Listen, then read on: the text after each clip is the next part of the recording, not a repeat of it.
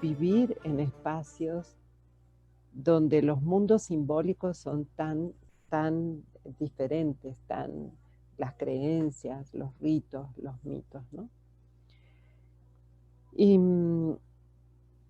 me gustaría detenerme en este concepto mismo de interculturalidad. Hoy, siglo XXI, ¿qué estamos diciendo por interculturalidad? ¿Qué es lo que estamos comprendiendo por interculturalidad? Este es un concepto complejo, ¿no? Que a mi modo de ver intenta, de alguna manera, em, eh, espejear, digamos, en lo contrario. Es como lo contrario a una clave fundamental del capitalismo moderno, que es la homogeneidad. Sin embargo, la interculturalidad fue muy, digamos, muy reconocida en términos de las relaciones mundo occidental, mundos ancestrales, mundos afro, ¿no? Y pareciera que lo intercultural tiene que ver casi exclusivamente, ¿no?, con estas grandes referencias de lo diferente, ¿no?, con estas grandes exposiciones de lo diferente, ¿no? Sin embargo, a mí creo que es algo que tenemos que repensar en este presente. ¿Y por qué digo que lo tenemos que repensar? Porque, en primer lugar, el sistema educativo en general se mueve por fuera de la cultura. Se mueve desde la organización disciplinar, ¿eh? Después de los 70, los diseños curriculares fueron el gran logro, digamos, de esta confirmación y afirmación de de la información disciplinar, ¿no?, de la información disciplinar. La interculturalidad, de alguna manera, nos recuerda, ¿eh?, la importancia de incorporar lo cultural a los procesos formativos.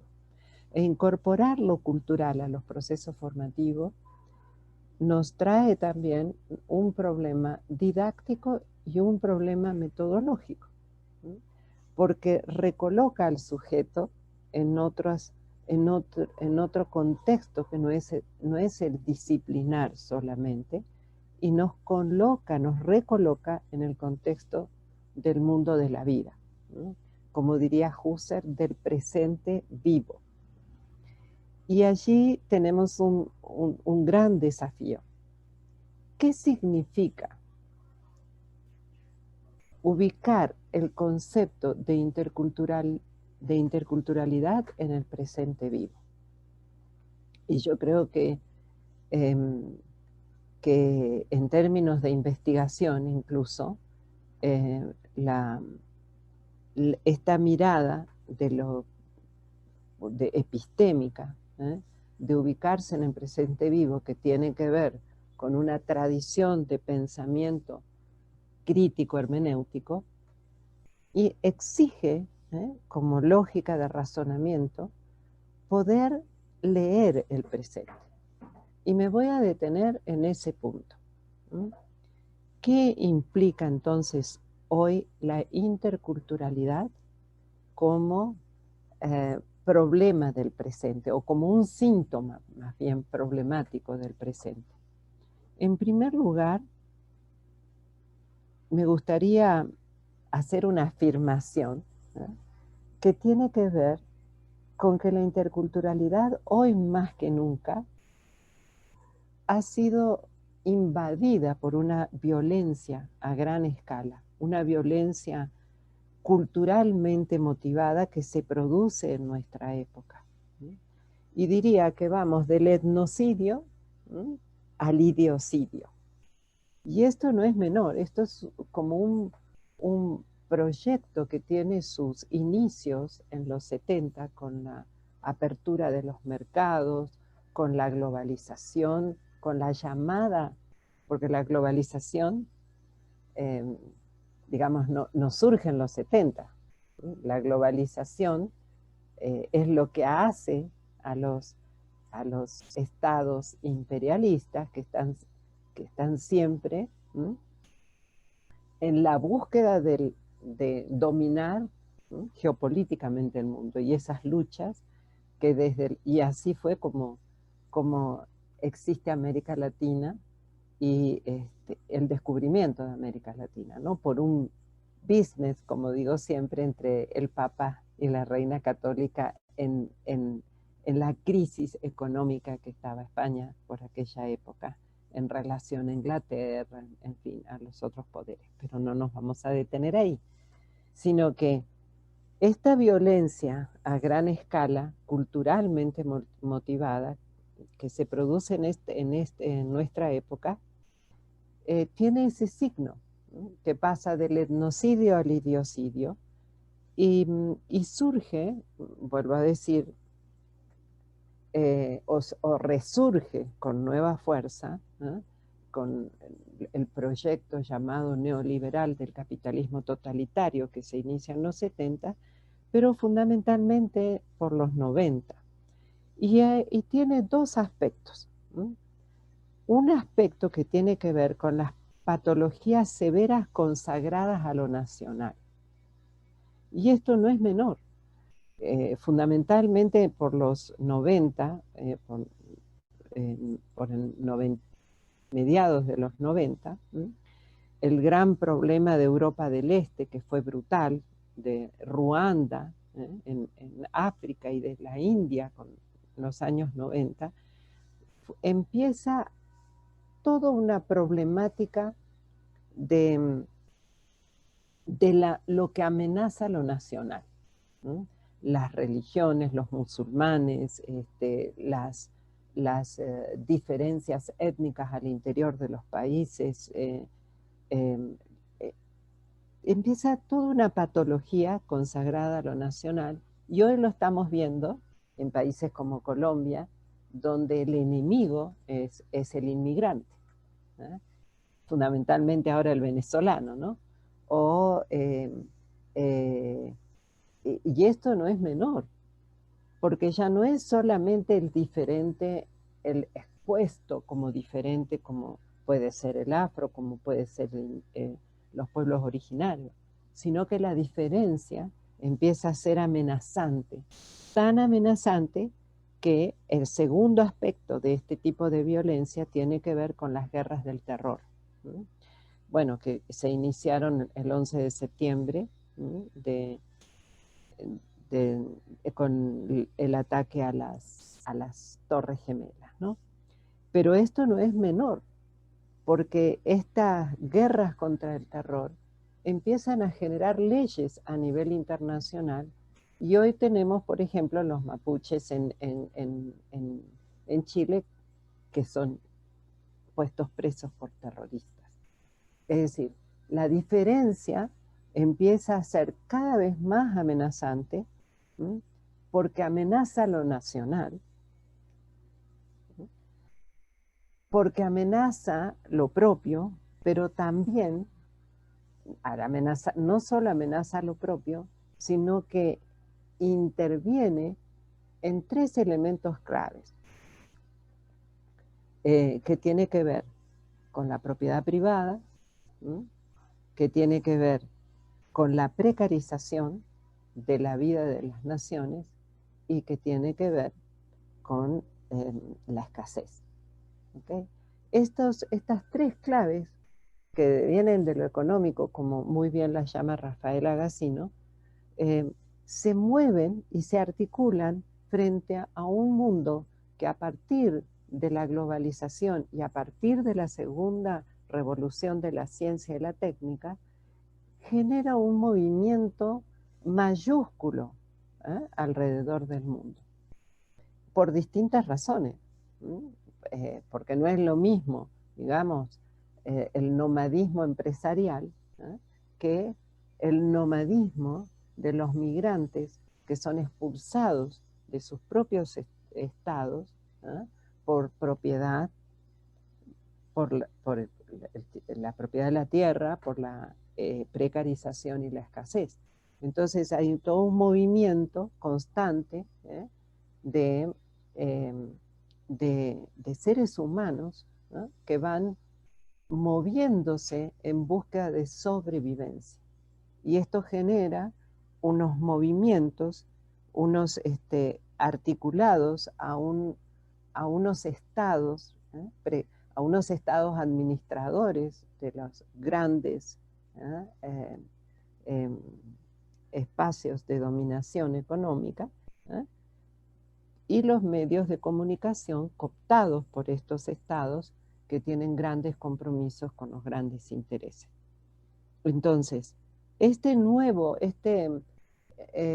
renovado orden que va instalando el orden dominante tiene como una de sus claves la incertidumbre. Y una incertidumbre que genera una gran ansiedad, una ansiedad ante la amenaza de los bienes básicos en términos de seguridad, de salud, de vivienda, de las cuestiones que nos hacen, digamos, funcionar en la convivencia social. Seguridad, alimento, reproducción, salud, o sea, son las condiciones básicas para poder sobrevivir. Entonces, se activa, digamos, una como confusión, una confusión, pero a la vez una reinstalación de las identidades étnicas. Y esto en un contexto tremendamente multiforme. Y tremendamente multiforme por consecuencia de estos mismos movimientos humanos que se van generando. ¿Y por qué estoy hablando de esto? Porque tenemos que tomar conciencia en este presente vivo que hablar de interculturalidad ya no nos está alcanzando. Y no es importante empezar a repensarnos en un concepto que sea más antagónico con la homogeneidad como es la diversidad. Y la diversidad implica reconocer nuestra propia humanidad en tiempos sociohistóricos y culturales del presente, del pasado y del futuro, porque esto nos configura las diferencias. Pero nuestros esquemas conceptuales, referenciales y operativos se mueven en una comprensión del mundo donde la unidad identitaria es necesariamente excluyente de otras identidades socioculturales. Entonces, ya no es solamente el problema con el mundo indígena, con el mundo afro, con el mundo gitano, porque pasan a ser todos los diferentes, todas las identidades socioculturales pasan a ser amenazantes. Y esto es una construcción de lo nacional patologizada, porque el problema no es lo nacional, el problema es una exacerbación de lo nacional que patologiza las múltiples relaciones humanas que en este tiempo, a partir de la segunda revolución de la ciencia y la técnica, del proyecto del capitalismo totalitario llamado neoliberalismo, de las revoluciones de la ciencia y de la técnica, nos colocan frente a un contexto multiforme. Entonces, de repente, hoy, algunos problemas fundamentales que tienen nuestros países terminan siendo Ya no culpa de los indígenas, ya no culpa de los afros, los gitanos o de las etnidades o de las identidades étnicas solamente, sino que esto de pasar del etnocidio al idiocidio es la idea del otro en términos de amenaza, por eso amenaza de lo nacional. ¿Eh? Ustedes habrán escuchado seguramente los grandes discursos, ¿no?, de recuperar el espíritu americano que hablan los candidatos a presidente estadounidense, de recuperar de cuidar los intereses de la nación que hablan los chilenos o que hablan eh, eh, digamos, las líneas más conservadoras, donde todo lo que tiene que ver en este momento con los haitianos, con los venezolanos, con el movimiento natural de un mundo que está, que está manipulado por la creencia de la escasez, la realidad de la precarización, ¿eh?, y la aterradora comprensión de la propiedad, ¿sí?, con todos los proyectos extractivistas y los desplazamientos de los dueños de las tierras para minería, para las extracciones de mayor complejidad económica y geopolítica. Entonces, esto hace que vaya creciendo, hay un crecimiento desmedido de la desigualdad, en términos de pérdida de amenaza, de pérdida de la soberanía nacional, como decía recién, pero más grave aún, la amenaza de la seguridad y de los medios de vida. Entonces, todo lo que tiene que ver con la teoría de la seguridad nacional pasa a ser el espacio que admite y que genera las condiciones para la militarización y para la fuerza, en nombre de la defensa y del derecho. Entonces, hoy la cuestión de la interculturalidad, vista desde estas perspectivas, nos llaman tremendamente a la responsabilidad social que tenemos en los sistemas educativos. Los sistemas educativos no pueden seguir trabajando, pensando el mundo de la vida desde el mundo de la teoría, desde el mundo de las disciplinas, desde el mundo de los diseños curriculares basados todavía, aún en el siglo XXI, basados en la organización del conocimiento disciplinar. La segunda revolución de la ciencia y la técnica, y digo segunda porque fueron los descubrimientos científicos que hicieron la revolución copernicana en la civilización geopolítica que estoy hablando, y me estoy refiriendo a la nanotecnología, a la genética y a la energía. La nanotecnología modifica todo, las formas de organización social, de las formas del trabajo, y sin embargo la escuela sigue trabajando con las mismas condiciones. Hoy estamos frente a una realidad que se nos desborda.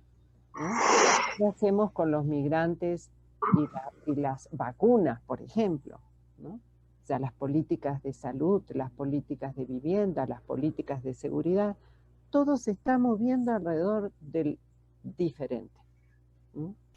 Entonces, este concepto tan propio del pensamiento social liberal como mayorías y minorías se está exacerbando en esta globalización de contextos multiformes. Entonces, las mayorías o las disque mayorías, porque también a veces creemos que son mayorías lo que en realidad son minorías, pero son unas minorías que detentan, digamos, un poder político, económico y cultural a través de la manipulación del orden de lo simbólico viabilizados por los medios de comunicación.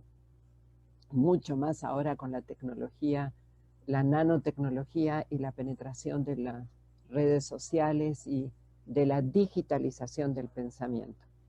Más allá de aún los sectores rurales, ¿no?, están impenetrados, digamos, por esta fuerza del pensamiento, de las redes, de lo digital, digamos, ¿no? Entonces, estas mayorías predatorias y potencializan, digamos, esta idea del etnocidio al idiocidio, ¿eh? Y, y como dice Appadurai, Arjuna Appadurai, en una angustia de lo incompleto, porque todos, tanto los diferentes como los que se consideran los, los capaces de marcar la diferencia, ¿eh?, desde una unidad de sentidos de identidad, ¿eh?, como puede ser lo nacional, como puede ser el color, como puede ser la religión, pero esa unidad de totalidad, de totalitarismo, perdón, excluye, ¿eh?, y genera un sentimiento de amenaza que es la angustia de lo incompleto, de lo que no podemos cerrar. No podemos cerrar. Y al no poder cerrar, la violencia se incrementa. Entonces, por supuesto, el narcisismo de la diferencia. El diferente es siempre menor, ¿eh? El, el, y esto va a ir generando cada vez más una, unos, unos, un aumento de la violencia y eh, de una necesidad de la investigación en el campo de los procesos de reflexión de las ciencias sociales que puedan ser como generadoras de una investigación que pueda ser generadora de conciencia anticipadora. ¿Mm? Entiendo que ya voy terminando con mi tiempo, pero es importante repensar los procesos de investigación, eh, más allá de entender lo intercultural como, como, como lugares donde la diferencia esté muy expuesta. Nosotros vivimos en el mundo de las diferencias, nos configuramos en las diferencias y en la cultura. Y es la diferencia, es la cultura, lo que queda como por fuera de los sistemas de sistemas educativos en todos los niveles, ¿eh?, y hace que la investigación todavía siga siendo temática más que como tendencia. No digo en todos los casos, digo que la tendencia sigue siendo unos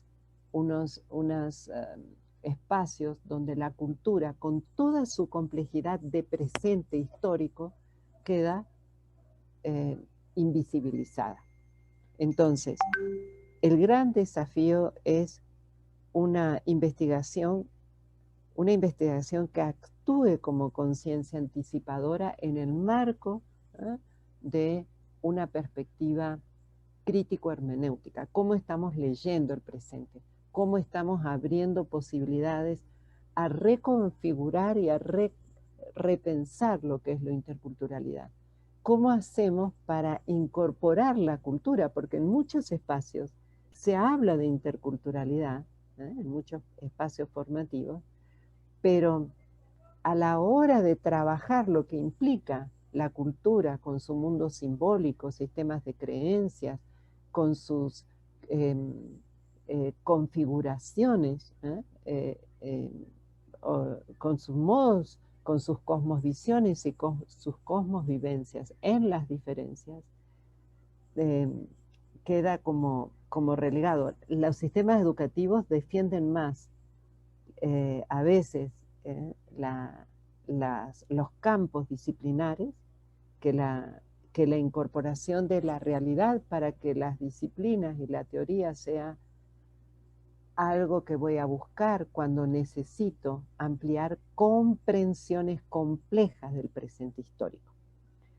Y una investigación con conciencia anticipadora abre la esperanza.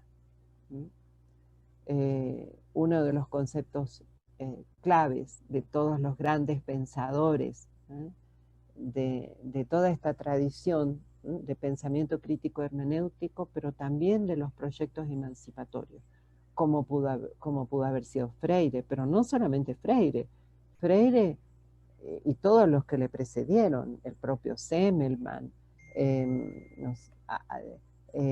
Rodolfo Kusch, bueno, en cada país tenemos grandes pensadores desde nuestras tierras que se vuelven incómodos porque hacen señalamientos que todavía siguen vigentes. Entonces, este concepto de esperanza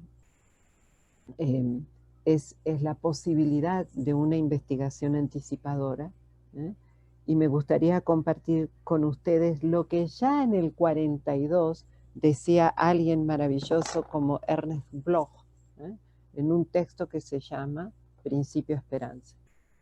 En una parte de su texto él dice, la esperanza necesita su hermenéutica, es decir, su capacidad de leer, de interpretar la realidad concreta.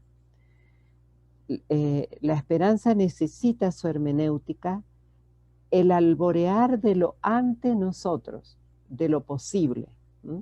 Exige su concepto específico. Lo nuevo exige su concepto combativo. ¿Qué conceptos, qué categorías, qué nuevos, renovados, qué manera, cómo estamos nombrando el presente? Como bien decía Hugo Semmelmann, a veces seguimos pensando el presente que deviene siempre en novedad con conceptos y categorías que pertenecen a otras épocas y las traemos sin siquiera repensarlas y resignificarlas y resemantizarlas en el presente. Pero además de ese movimiento del pensamiento, ¿qué conceptos y categorías somos capaces de crear ante este desafío que nos provoca y nos promueve hoy la interculturalidad vista como diversidad de posibilidades, como diversidad del mundo, de un mundo totalmente cambiante a velocidades increíbles y mucho más en este tiempo donde los cambios que trajo las políticas de salud pública, de salubridad, pero también el problema de la pandemia, el problema de los medios de comunicación usados como tecnologías y no como pensamiento, y las exigencias del paso de un pensamiento analógico a un pensamiento digital. Y entonces, desde este lugar, convoco a la esperanza, pero la esperanza de investigadores y de formadores con conciencia histórica, con capacidad de leer el presente para poder generar esperanzas de lo que ante nosotros podamos construir desde unas nuevas colocaciones, desde unas nuevas comprensiones del mundo. Bueno, espero no haber abusado del tiempo y espero no haberlos aburrido, porque uno siempre se queda con la sensación de cierto malestar al no poder mirar los rostros, sentir la compañía, pero seguramente la palabra de ustedes, a manera de devolución de estas donaciones que he intentado hacer con mucho afecto a partir de las reflexiones que hacemos en IPECAL frente a los tiempos presentes. Muchas gracias. Es sumamente interesante cómo captó el compañero la profundidad de ese desafío, porque que es un desafío de orden epistémico, y por ende todo lo que es epistémico es político, ¿no? Pero en términos de epistémico, es, es, es desafiante porque implica, digamos, incorporar a los procesos formativos la perspectiva crítico-hermenéutica. En general, vuelvo a repetir, hay una forma de percibir la crítica en los sistemas educativos como crítica teórica, más que crítica histórica. ¿Qué quiero decir con esto? Que la crítica, cuando digo crítica teórica, es como una adhesión a los grandes pensadores críticos.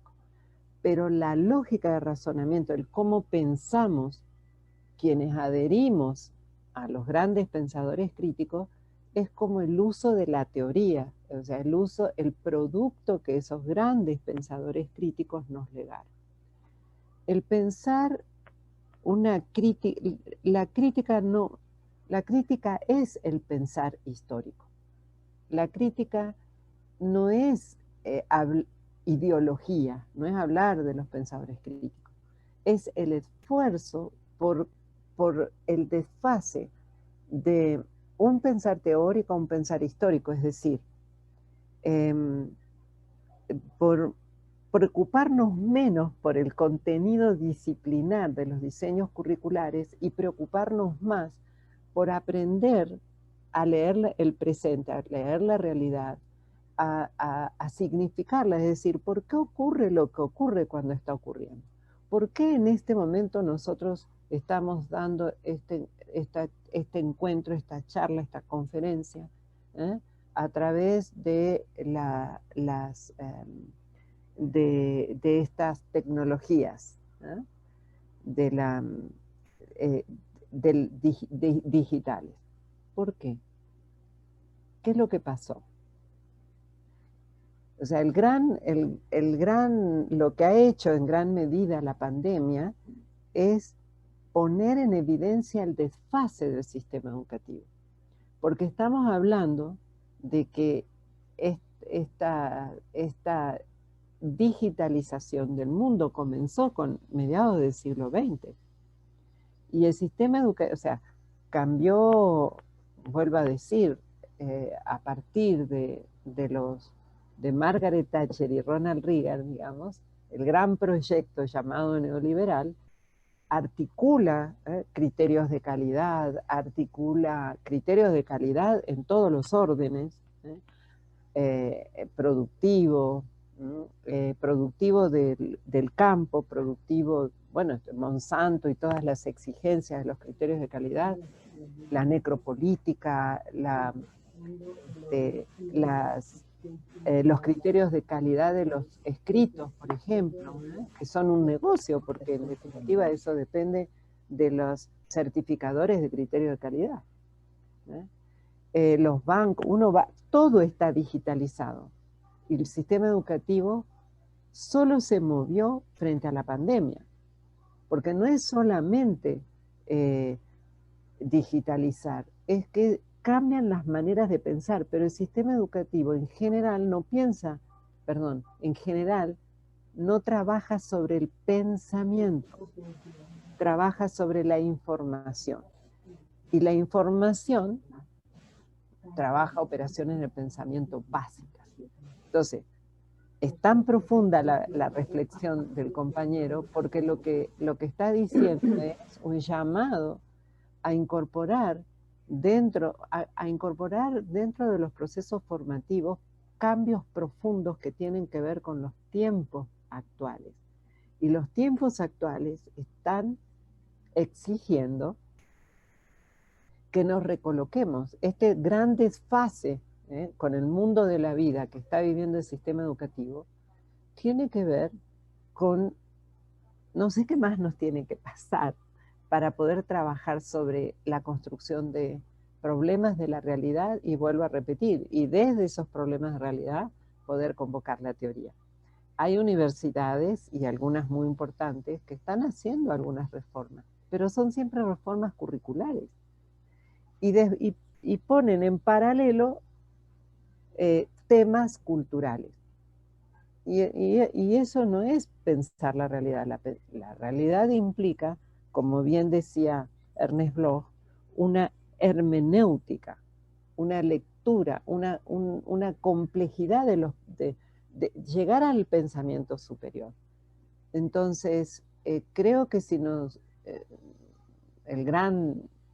lo que puede llegar a ser una oportunidad para el sistema educativo en general es pensar con sujetos, porque es a los sujetos a los que nos están pasando las cosas en esta realidad. Ahora hace poco estuve en Chiapas, en México acá, en tierra zapatista, ¿no? Es increíble, es uno de los estados que tiene un altísimo nivel de suicidio de jóvenes y adolescentes. No se está hablando suficientemente de la crisis de salud mental que está dejando la pandemia. No se está hablando suficientemente de la soledad en la que estos ejercicios de nuevo tiempo, de nuevo cuño, nos están dejando socialmente. Entonces, ¿dónde estamos viviendo? ¿Eh? ¿Qué pasa con la paz? ¿Por qué la gente se desplaza en Colombia? Desplazamiento interno y externo. ¿Por qué la migración? ¿Por qué el venezolano es el enemigo? O sea, ¿qué nos preguntamos frente a nuestro presente? ¿Qué ponemos bajo sospecha metódica de nuestro presente? Entonces, claro, yo asumo que estoy hablando desde un ángulo de mirada crítico hermenéutico, ¿eh? Como alternativa a un ángulo de mirada analítico, moderno, colonial, ¿eh? Y eso implica unos cambios sustantivos, tanto en los sujetos que enseñamos como en los sistemas que enseñamos. Hoy el sistema educativo está atravesado por el pensar indexado, como le llamamos en IPCAT. ¿Y qué es el pensar indexado? Que nuestra vida en los sistemas gira más alrededor de los formatos y los criterios de calidad que de los procesos de construcción histórica de nuestras realidades, porque vivimos lo que vivimos. Entonces, es una pregunta compleja, y estas son algunas de las posibles reflexiones, porque esto no hay respuestas únicas, ¿no? Hay muchas, y seguramente ustedes las tienen. Yo estoy hablando en este momento desde mis reflexiones, pero estoy segura que tanto Galo como Nubia, como todos los presentes, los 43 presentes aquí, tienen mucho que aportar a estas reflexiones. Y el asunto es cómo nos encontramos, ¿eh? Cómo nos encontramos para compartirnos, para romper con una competitividad y una privatización de lo público que hace que más que articular comunidades, que vayan más allá de las instituciones cualificadoras como CONACYT, Colciences o lo que fuere, y que realmente tengan un sentido profundo, ¿no?, de develación del presente para formar sujetos históricos, sujetos que van a saber moverse en la sociedad, y no sujetos que tienen una credencialización, pero que después en la práctica tienen que aprender, porque las disciplinas siempre van a estar desfasadas de la realidad y sus exigencias.